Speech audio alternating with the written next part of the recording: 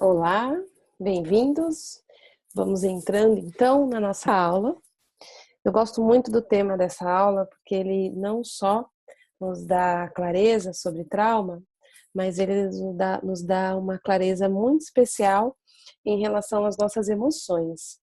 Então, nesse tema das 5 emoções mortais, que está ali as abreviações, que é VARST, né? Você vai compreender muitas das suas dinâmicas internas de emoções sobrepostas. Que isso quer dizer de emoções mortais? Nosso organismo, ele vive, ele é programado, na verdade, para detectar ameaça, para preservar a nossa vida. Então, se a gente sente que tem perigo, nosso sistema fica em alerta para ele perceber. Se primeiro ele vai se direcionar, a gente viu um pouquinho disso na aula de experiência somática, e se você teve interesse, for avançar e ler o livro, né, do Peter Levine e tudo mais, você vai ver isso mais profundamente. Mas enfim, tem o sistema de orientação, eu me oriento, se é perigo, se não é nada, era só um barulhinho, não é nada, eu volto para a minha regulação normal. Se for perigo, vai ativar as respostas de defesa, luta, fuga ou congelamento. A emoção que gerencia a luta é a raiva, a emoção que gerencia a fuga é o medo, e o congelamento é o desligar o sistema, é a saída de emergência. Mas nós também temos um outro sistema de defesa que se chama engajamento social. Nós somos seres sociais, nós mamíferos somos seres sociais. E a gente busca no grupo apoio e ajuda. Então, quando a gente está em perigo, é natural, uma das primeiras coisas que a gente faz, buscar apoio. E isso tem a ver com aquela primeira programação biológica que eu falei lá no primeiro módulo, que quando a gente nasce, a gente sabe biologicamente que nós precisamos do contato com o outro para sobreviver. Então, nós vamos procurar nos engajar. E a gente faz isso através desse sistema, que também é um sistema primitivo do nosso cérebro reptiliano, que é o sistema de engajamento social guiado por um nervo chamado nervo vago, que inerva toda a nossa face. Então, um bebezinho, para ele, qual que é a resposta de defesa que um bebezinho tem? Ele consegue lutar e fugir? Não. Então, ele vai se engajar, ele vai usar esse sistema de defesa. A gente olha para um bebezinho, para o rosto de um bebezinho, a gente se engaja com ele. Pessoas saudáveis não conseguem fazer mal para um bebezinho, né? Olhar aquele rostinho fofinho, a gente faz, ai, que delícia, desperta isso em nós, naturalmente, instintivamente, né? Cérebro instintivo, cérebro reptiliano. Então a gente vai lá e engaja, a gente vai lá e engaja, a gente vai lá e engaja. Essa é a nossa primeira resposta de defesa, antes de sermos capazes de usar a luta e a fuga. Ok. Com o tempo, à medida que a gente vai se tornando capaz de lutar, luta e fuga, ficam respostas disponíveis também. Se o meu sistema de engajamento social, de alguma maneira, ele foi negligenciado, eu percebi que não podia confiar no meu cuidador, o meu sistema vai meio que desligando esse sistema e a gente vai ficando mais na luta e na fuga. E esse sistema ele vai se desligando, meio ficando em stand-by, porque ele foi negligenciado principalmente através das relações e das emoções. O nosso organismo sabe que precisa do contato e do engajamento com o outro. Mas se no contato com o outro eu experimento sensações e emoções que me doem a ponto de me machucar, essas emoções, para o nosso organismo, para a nossa biologia, são consideradas emoções mortais, porque elas ferem o nosso senso de eu e o nosso senso de existência. Então, o nosso organismo, ele faz qualquer negócio, entre aspas, ele luta contra a gente sentir essas emoções.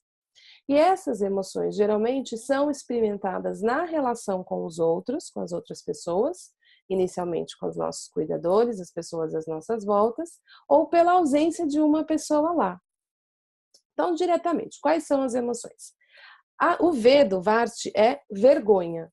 A vergonha é um sentimento muito difícil para o nosso organismo sentir. Ela é altamente dolorosa e ela ataca diretamente o nosso senso de se sentir pertencendo.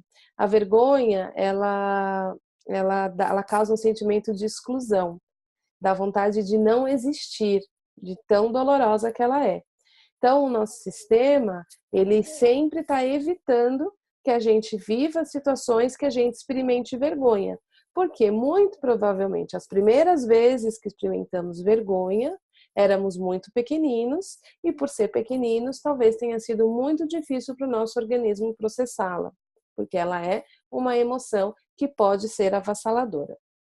A segunda emoção bastante difícil, que o nosso organismo tenta a todo custo evitar, é a emoção do abandono. Nós não lidamos bem com o abandono, porque abandono para o nosso organismo é igual morte. O nosso organismo, né, essa inteligência sistêmica, o nosso inconsciente, ele não fica olhando quantos anos a gente tem. Ele olha para a nossa existência, ele precisa preservar a nossa vida.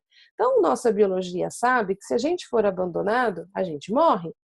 Então, por mais que hoje você possa ter 30, 40, 50 anos, para o sistema, a sua vida é preciosa e delicada igual quando você era um bebezinho. E abandono é sinal de morte. Então, o nosso organismo sempre estará lutando contra o abandono, principalmente por termos uma biologia de viver em comunidade como seres sociais. O R do VARST é rejeição. É muito parecida com o abandono, mas diferente do abandono, a rejeição, ela tem alguém me rejeitando. No abandono tem alguém abandonando, mas pode ser que no abandono tenha uma circunstância, aquela mãe que não pôde ficar com o filho. A rejeição é eu não quero você. Ela tem um caráter de dor no âmago. Eu não sou digno de receber amor. E isso para o nosso organismo é semelhante à morte, experimentado dessa forma. Então, rejeição também é classificado como uma emoção mortal. O S é a solidão. Se a gente fica sozinho, a gente morre. Quando bebezinhos, mas para o nosso organismo, ele é atemporal, ele não olha para a gente, agora tem 30 anos, ele leva tempo a perceber isso, né? E solidão dói, né, gente? E trauma, olha que interessante, trauma, quando ele se instala, ele sempre é uma experiência solitária. Então, se uma pessoa foi estuprada, se uma pessoa sofreu violência, se uma pessoa viveu um acidente, naquele momento, o senso de solidão é avassalador. Não tem ninguém aqui comigo, nem Deus. Então, até o senso de romper a relação com o divino, com algo que me protege, com algo que me dá um senso de segurança, com algo que me dá um senso que eu pertenço a esse lugar. Então, solidão também está dentro desse caráter e geralmente, quando tem trauma, nós experimentamos no momento do trauma a sensação de solidão. E o último, que é a traição. Né? A traição pode doer na alma. E em alguns traumas, nosso senso de traição é em relação à vida também, em relação a Deus. Como Deus pôde levar meu filho? Né? Então, o trauma de luto, né? De perder um ente querido, a emoção é maior do que eu sou capaz de processar. Então, quando a gente experimenta uma dessas 5 emoções, a gente tem, muito provavelmente, vivências traumáticas. E às vezes elas junto. Abandono com rejeição, com traição, com solidão, tudo junto. E aí é um potencial traumático grande. Então, o que o nosso organismo faz para lidar com essas emoções? Geralmente, ele encobre essas emoções. A gente não está experimentando agora, nesse momento, a vergonha, né? Então, é comum pessoas que, por exemplo, têm medo de falar em público e quando você vai olhar o histórico ou trabalhar com a pessoa, vai notar que tem no histórico dela experiências de vergonha e exposição. Então, o organismo dela, através do medo, tenta segurar a pessoa para ela não experimentar aquilo, porque o organismo acredita que se ela sentir vergonha, ela vai acessar aquela dor daquela ocasião.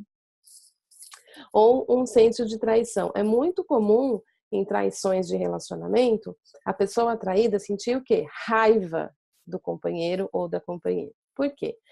quais são as nossas respostas de defesa, que são mais comuns quando a gente não está mais com a capacidade de fazer o engajamento social, luta e fuga. Qual a emoção que gerencia a luta? Raiva. Qual a emoção que gerencia o medo? Ou a fuga? O medo.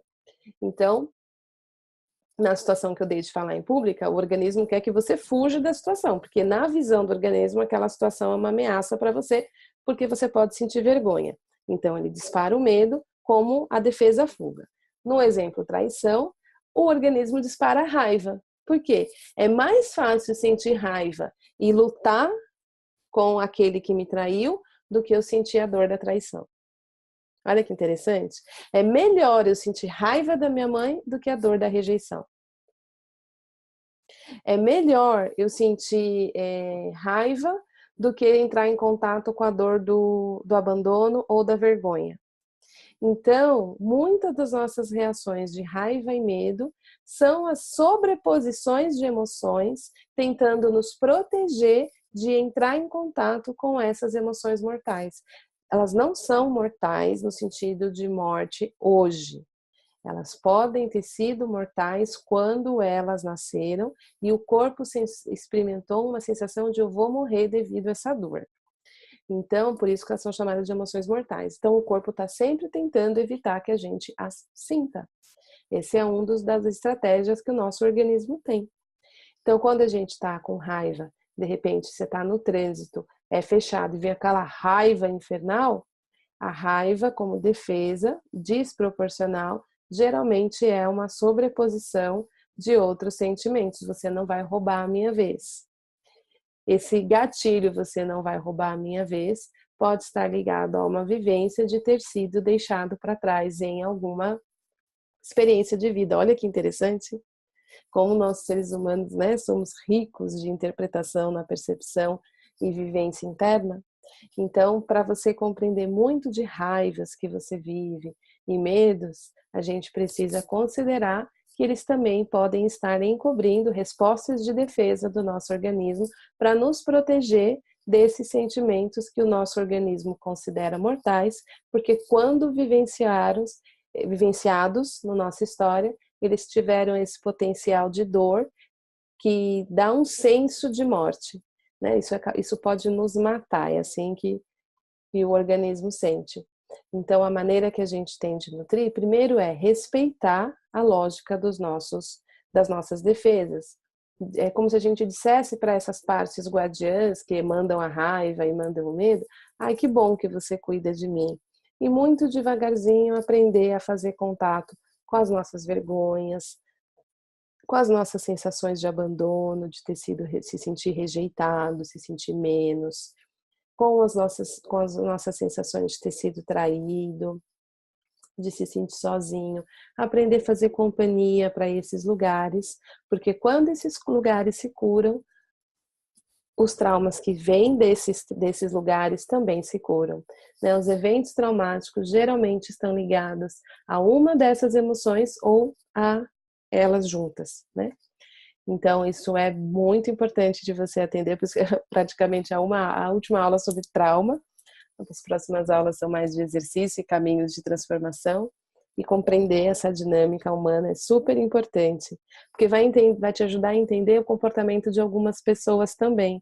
Às vezes a gente observa nosso companheiro, colega de trabalho, o nosso chefe, tendo reações insanas, porque ele estava, na verdade, dominado por um sentimento de raiva que está tentando proteger ele de um sentimento mais difícil. Né? Então, a pessoa, para não entrar em contato com o ser rejeitado, estou com medo de ser mandado embora, e isso pode provocar um senso de rejeição, que vai acessar aquela dor de rejeição que a pessoa pode ter no seu histórico, ela parece que vira um bicho, porque o organismo dela está lutando por ela. Está fazendo o melhor que ele pode com os recursos que ele tem. E é isso que está acontecendo. Então, isso ajuda a gente também a ter compaixão pela experiência humana, né? Não é simples ser humano, gente. Nós somos bastante complexos e a nossa tarefa é aprender a lidar com toda essa complexidade que é maravilhosa, cheia de potencial, mas que sem a nossa presença e sem esse aprendizado pode ser bastante desafiante, não é verdade? Então, o nosso sintetizando, aqui está ele. as 5 emoções mortais, né? Varste, vergonha, abandono, rejeição, solidão e traição, né? Da mesma forma que nosso organismo se sente ameaçado por eventos e situações, ele também se sente ameaçado por emoções. Então, a vergonha, o abandono, a rejeição, a solidão e a traição estão nessa categoria.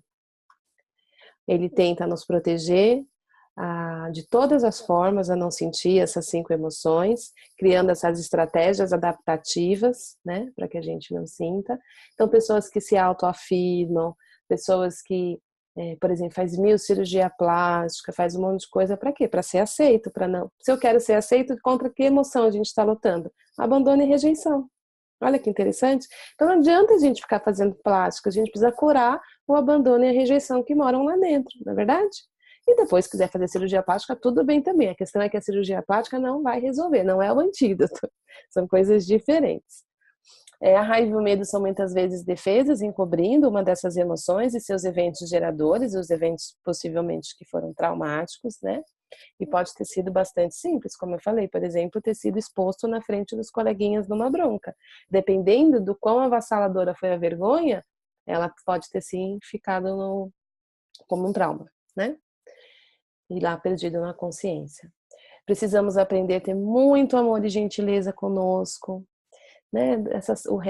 Do mesmo jeito que o nosso organismo tenta nos proteger, a gente pode olhar com compaixão e gentileza para a gente lidar com essas emoções em nós, sempre respeitar essas estratégias de defesa do nosso organismo, até que o nosso organismo se sinta seguro o suficiente para acessá-las. A gente vai com muito devagarzinho, com muito amor, com muita paciência, né? São lugares muito sensíveis em nós. Imagina você estar em pele viva, alguém vem e te abraça. Por mais que tenha uma boa intenção, vai doer. Então, a gente sempre vai se aproximando com essa qualidade de cuidado e respeito a esses lugares sensíveis em nós. E o trauma geralmente ocorreu na vivência de uma dessas emoções, em especial a solidão. Então, como exercício, né, você vai descrever no seu caderno o que você compreendeu, né, sobre as 5 emoções mortais, o que ficou claro para você, e o que você compreendeu sobre a sobreposição dos sentimentos, né, dessa dinâmica de um encobrir o outro, atrás de muita raiva e medo. Se você não está numa situação real, então, por exemplo, você não está nesse momento sendo ameaçado, não tem por que você estar com medo. Você não está nesse momento lutando contra algo, não há por que estar com raiva. Então, existem esses 2 momentos. Se eu estou no meu trabalho e de repente eu acesso um medo porque o meu chefe me chamou, geralmente esse medo está tentando impedir, está achando que aquela situação é uma ameaça que vai me fazer experimentar uma dessas 5 emoções. Ou eu vou ser abandonado, ou eu vou ser rejeitado. Se eu for demitido, o que eu vou experimentar? Rejeição, não é isso? Então, meu coração já gela. Não é interessante compreender essa dinâmica dos sentimentos, como a raiva, o medo, a luta e a fuga aparecem como defesas também no processo emocional?